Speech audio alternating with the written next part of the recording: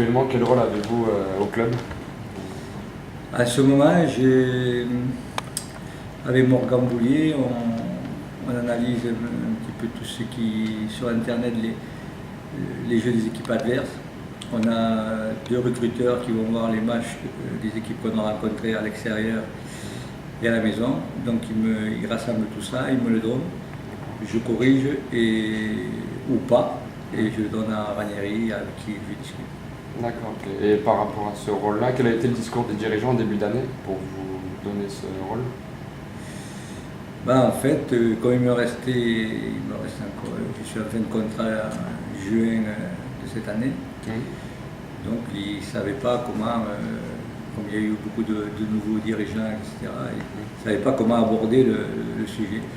Et pour le moment, ils ne l'ont pas abordé. Finalement, c'est une discussion avec Ranieri qui a fait que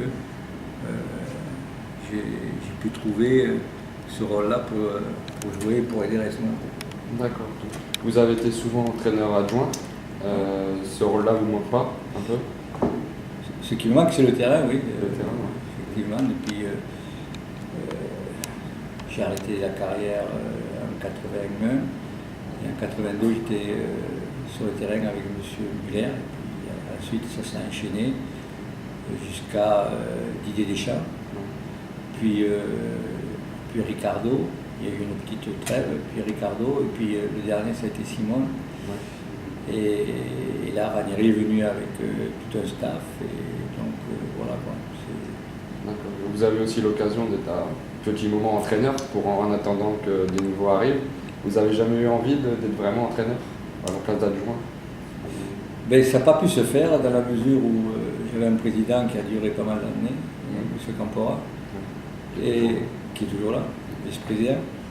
Et donc il me dit, écoute, l'équipe je te la donne, mais moi je ne veux pas que tu partes. Et comme un jour, si je te donne l'équipe, on risque de ne pas être d'accord, moi je préfère que tu sois là, que tu guides les entraîneurs qui viennent et que tu connais la maison. Je sais que tu ne prendras jamais la place du premier, donc il peut avoir confiance en toi. Et donc je ne veux pas me séparer de toi. Et ça s'est fait comme ça. De temps en temps, j'ai effectué le relais en attendant qu'il y ait notre entraîneur qui arrive. D'accord. Quel est votre plus beau souvenir à l'AS Monaco? J'en ai 2, c'est que étant joueur à 77-78, l'année où on est remonté de deuxième division, on a été champion. Donc c'est le dernier match ici contre Bastia, où on est champion, mais après une année de deuxième division. Ça, c'était un bon souvenir. La deuxième, c'était la finale de la Ligue des Champions avec Didier Deschamps comme entraîneur. C'est sûr que c'est des beaux souvenirs. C'est des très beaux souvenirs. Il y en a d'autres, même des mauvais qui sont finalement, qui viennent bons par la suite. C'est sûr, ouais. Donc là, vous parlez aussi de titres contre Bastia. Là, vous pensez que cette année, c'est la Ligue 2, on peut l'avoir? Et la montée, déjà, vous pensez faisable? Le but, c'était de monter.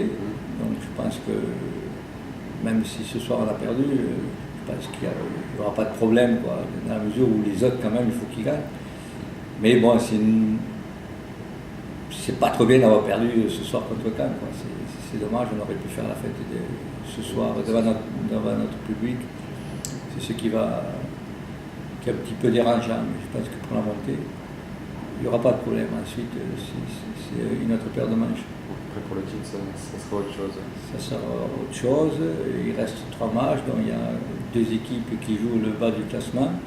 Contre Nîmes, qui joue même chez elle, qui peut être difficile parce que c'est toujours difficile chez eux. Donc on a 3 matchs quand même difficiles. Et bon, le titre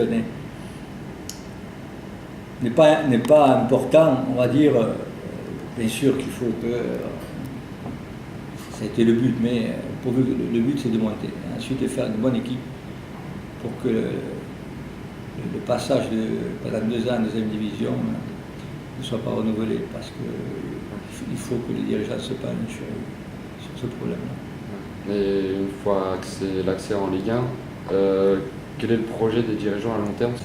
Je ne suis pas au courant, si ce n'est que le président veut être européen de suite, jouer la Ligue des Champions. Je sais que donc il va acheter les meilleurs joueurs, mais pour l'instant, c'est un petit peu le flou parce que, on n'est pas monté, et deux, bon, le club n'est pas encore assez bien structuré pour prévoir, c'est un petit peu à l'emporte-pièce.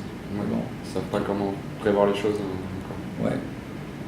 Et puis on a un problème aussi avec la Ligue, donc le